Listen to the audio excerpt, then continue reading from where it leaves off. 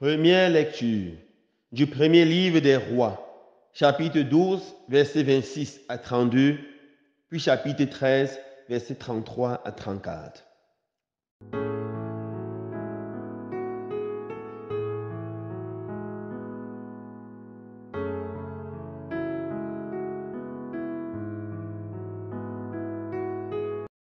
En ces jours-là, devenu roi des 10 tribus d'Israël, Jéroboam se dit, maintenant, le royaume risque fort de se rallier de nouveau à la maison de David. Si le peuple continue de monter à Jérusalem pour offrir des sacrifices dans la maison du Seigneur, le cœur de ce peuple reviendra vers son souverain, Roboam, roi de Juda, et l'on me tuera.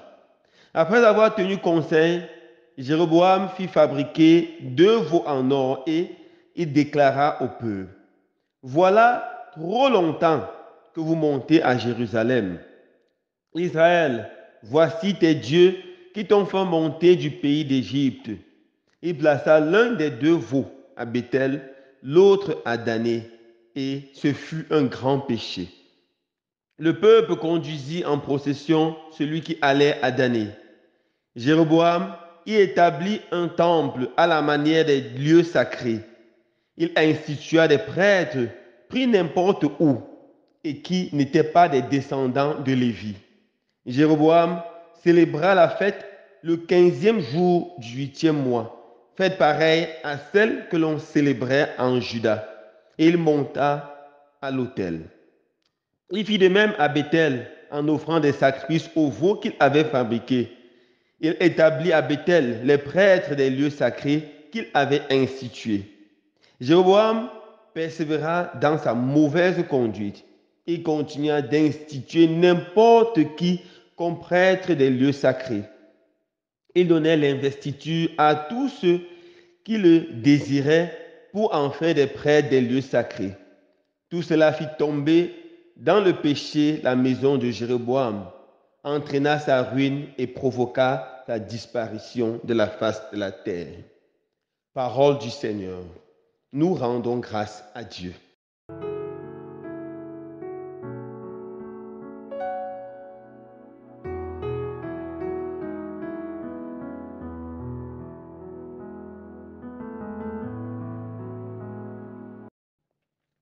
Dans la première lecture d'hier, nous avons vu le choix de Jéroboam comme roi des 10 des 12 tribus d'Israël. En fait, à cause du péché de Salomon, le Seigneur a décidé de diviser son royaume. Et après sa mort, son fils Roboam a succédé. Il est devenu roi de la Juda, roi sur Juda et sur Benjamin. Et lorsque Jéroboam, qui était simplement un serviteur du roi, marchait, le prophète du Seigneur est venu, il avait un manteau neuf. Il a déchiré ce manteau à 10 parties, il lui a dit, en 12 parties, il lui a dit, choisis 10 pour toi. Il a choisi 10 et le prophète lui a dit, ainsi parle le Seigneur, tu seras roi sur 10 des tribus d'Israël, la grande partie. Et il était heureux et il devient roi. Un pauvre serviteur du roi, quelqu'un qui n'est pas de famille royale, qui n'avait jamais pensé à devenir roi, devient subitement le roi d'Israël. Dieu lui donne l'opportunité de devenir roi. Est-ce qu'il va saisir cette opportunité et régner comme un grand roi? Est-ce qu'il va saisir cette opportunité et se faire aimer par le Seigneur en restant fidèle à ses commandements? Est-ce qu'il va saisir cette opportunité pour bien gouverner le peuple, pour conduire le peuple à la postérité? Dans la lecture d'aujourd'hui, on voit qu'il ne saisit pas cette opportunité. Pourquoi? Premièrement, à cause de la peur.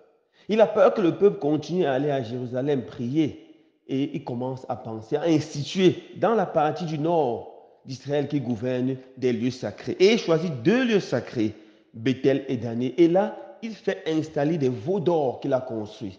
Et il annonce à tout le peuple, voici tes dieux qui t'ont libéré d'Égypte. Alors que le peuple est conscient que c'est Yahweh son Dieu qui l'a libéré de l'esclavage d'Égypte. Il institue l'idolâtrie. Il officialise l'idolâtrie. Et il veut que le peuple, qui est un peuple qui croit à un seul Dieu, commence à entrer dans le polythéisme. Et il persévère dans cette conduite mauvaise. Et finalement, le peuple entre dans le péché. Et ce péché va conduire à la ruine, à la destruction d'Israël, à la destruction de la lignée de Jéroboam. Que retenir de ce passage ou de la vie de Jéroboam? Nous devons savoir que Dieu donne à chaque être humain dans sa vie des opportunités. Beaucoup de personnes se plaignent. Dieu ne m'a pas béni, Dieu ne m'a pas écouté, Dieu ne m'a pas aidé. J'ai besoin du travail, j'ai besoin de ceci, j'ai besoin de cela. C'est vrai. Mais si nous sommes attentifs, nous allons rendre compte que à chaque être humain, un moment particulier dans sa vie, Dieu lui donne une opportunité. Mais le problème, c'est que beaucoup ne saisissent pas cette opportunité. Devant une grande faveur qu'on reçoit du Seigneur, au lieu de saisir cette opportunité et de faire tellement bien, et en faisant bien, on gagne le cœur de nos frères et sœurs, le cœur de ceux avec qui nous vivons et la faveur de Dieu, on fait dans le mal. Je me rappelle de ce technicien qui est venu me voir une fois et me dit, mon père, je n'ai pas de travail. Je n'ai absolument pas de travail. Faites quelque chose pour moi. Alors, j'ai appelé un de mes amis qui était un chef d'entreprise et je lui ai dit, s'il te plaît, aide celui-ci. C'est un jeune qui n'a pas du travail. Et le chef d'entreprise a recruté généreusement ce monsieur. Il a confié une charge. Et ce monsieur est allé dans le chantier et commençait à organiser le vol, détourner les sacs de ciment, détourner ceci et cela.